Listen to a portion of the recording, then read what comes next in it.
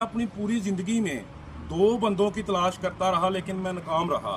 दो बंदों के बारे में, वो कौन?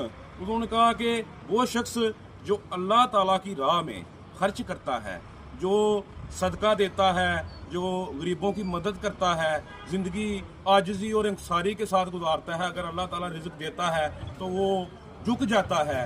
तो मैंने तलाश की कि वो शख्स देखूं कि वो गरीब हो, कि जो अल्लाह ताला की राह में खर्च करे वो गरीब हो जाए। मैं उस शख्स की तलाश में नाकाम रहा।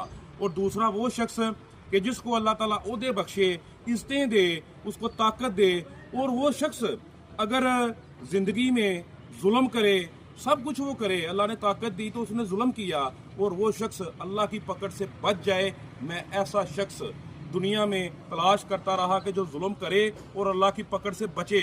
वो शख्स मुझे दुनिया में मिले। शेख सादी फरमाते हैं, मुझे वो शख्स भी दुनिया में कोई ऐसा नहीं मिला कि जिसने अल्लाह ने ओहदे दिए, ताकत दी, और वो उसने जुल्म किया और वो अल्लाह की पकड़ से बचा। मुझे दुनिया में वो भी शख्स कोई नहीं मिला। तो इसलिए अगर अल्लाह अब तुम्हें इज्जत दे, दौलत दे, अल्लाह की राह में खर्च करो और जालिम ना बनो और जुल्म ना बनो।